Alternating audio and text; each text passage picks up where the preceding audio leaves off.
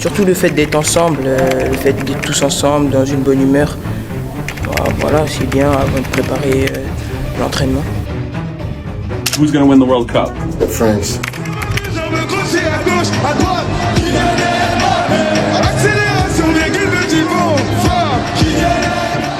Who's the best football player in the world? Me. Obliged. France just might. A superstar re-enlivened. Mbappe! Oh wow!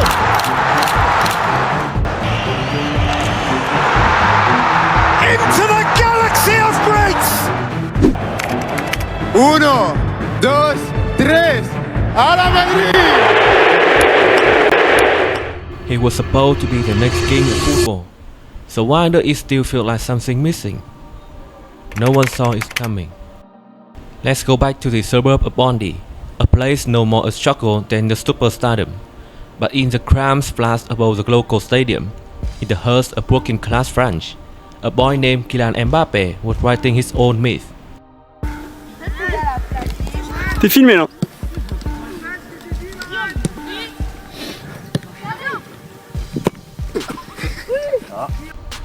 His father was a yacht coach. His mother is a former handball player. They believed in him before the world even knew his name. While other kids watched cartoons, Kylian studied Cristiano Ronaldo clips. Not casually, he might make every step over, every knuckleball free kick, and every celebration.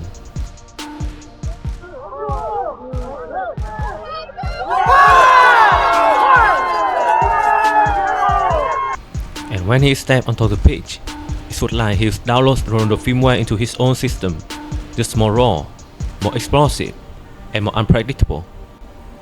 He was 11 when Real Madrid first tried to get him. Zidane invited him, Ronaldo greeted him, but his parents said no, it was too early. The world waited, but Mbappé didn't. By the time he broke into AS Monaco seniors team at just 16 years old, the whisper has begun. He just spaced. He's too young. He'll fade. Instead, he explored. Went right the way through the middle. Lamar pulls it back and bundled over the line by Mbappe. In 2016-2017 season, a teenager Mbappe helped Monaco win League One, emulating PSG a long way and scoring in Champions League against Man City. Side course again. It's Mbappe who's in behind them, and Mbappe can fire Monaco ahead. Borussia Dortmund. What a chance as it opens up now for Monaco. Dispatch with aplomb. Mbappe. And Juventus. E vem João Moutinho, situação favorável e o golo de Mbappé. Aí está o primeiro gol. Giants that has no idea how to stop this blur in red and white. This wasn't just hype anymore. This was history. He wasn't just a teenager with speed. He was ice cold in front of goal, intelligent in movement, lethal in transition. It wasn't just his goals. It was when he scored them in knockout stage, in decisive moments, especially against the world's best. At 18, he had already become a 180 million euro player. PSG signed him not because they believed he'd grow into a star, but because he already was one. At Paris Saint-Germain, he wore the crown, but lived in someone else's place. First, it was Neymar's team. Then Messi came.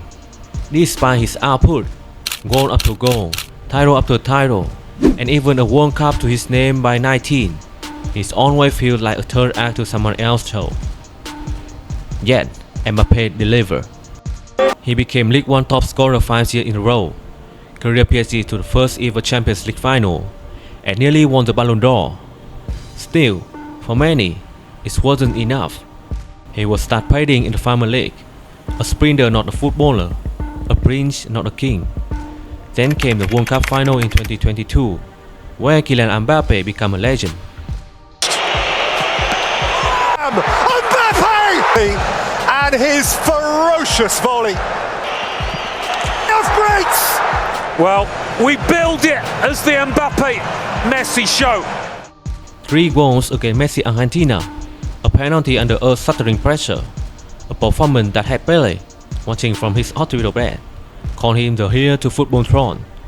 Frank lost, but Mbappe won the world. Where do you rank him amongst those greats that have played for PSG? And I mean, it's not even a discussion. Number one. Yeah. Greatest player ever to play for me, PSG. Yeah. Kylian Mbappé, with the impact he had all over the world, what he's been doing. For me, yes, he will go down as the best player for Paris Saint-Germain. And yet, something still feels missing. In 2022, he rejected Real Madrid. Notre histoire s'écrit ici. Ici, c'est Paris. Florentino Perez was stunned. The fans were furious. They called him a coward, a fraud, a chosen one who turned away from destiny. He stayed at PSG, but something broke.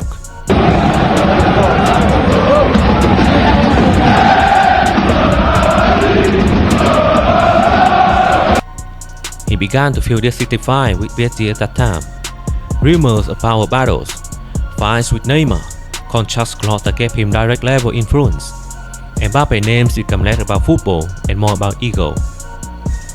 And yet, amid the chaos, he kept scoring, kept running, kept carrying the dysfunctional team. But the magic was fading.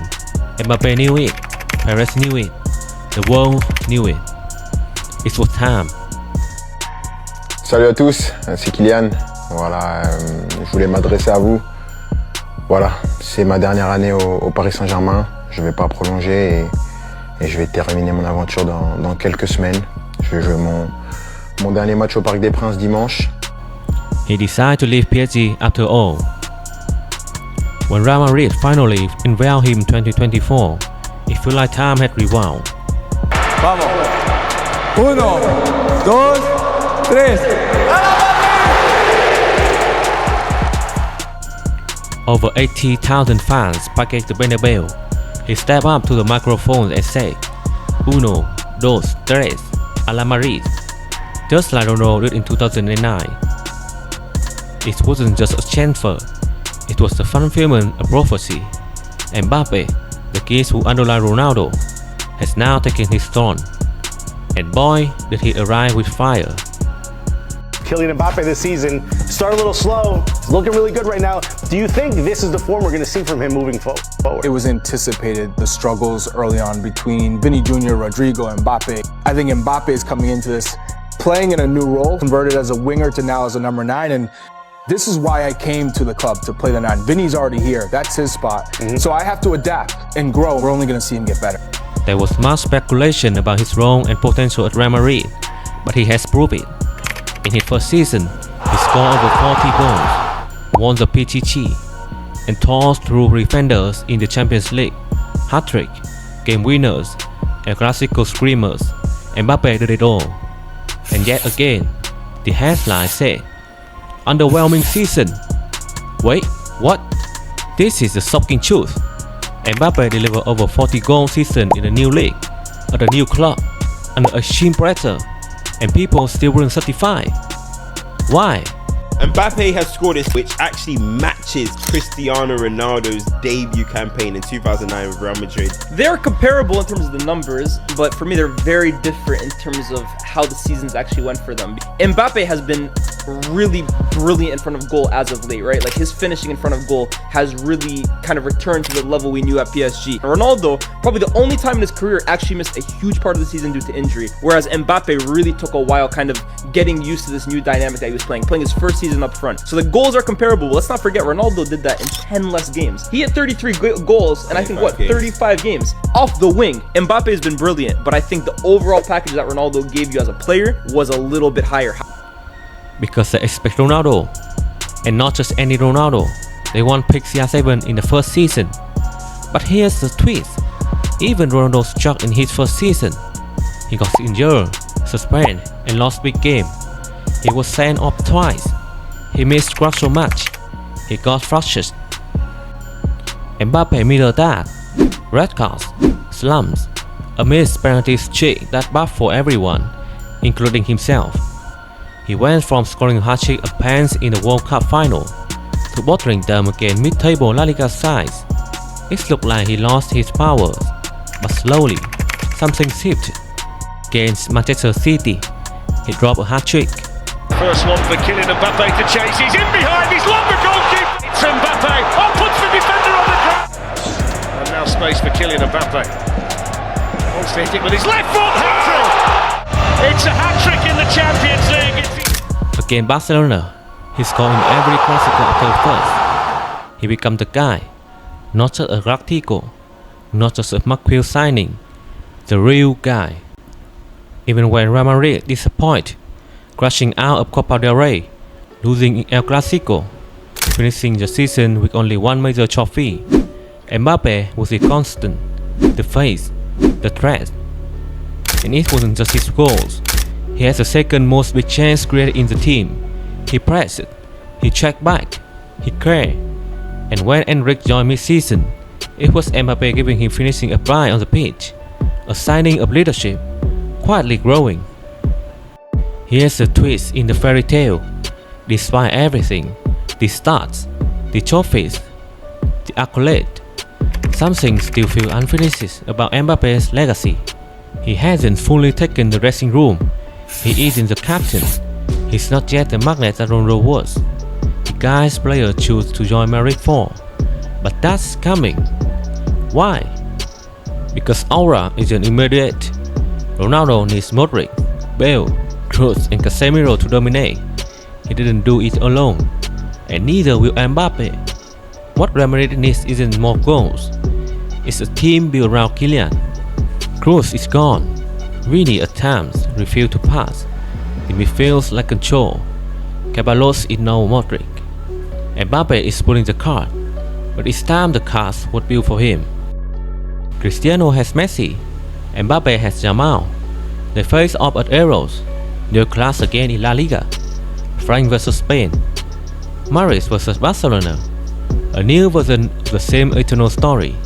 And what makes it scary is that Jamal has a Messi spark, but Mbappe has both Ronaldo killer instinct and Ronaldo Nazario directness. He's not a copy, he's a hybrid. CR7's mentality, R9's explosiveness, and maybe the best is yet to come.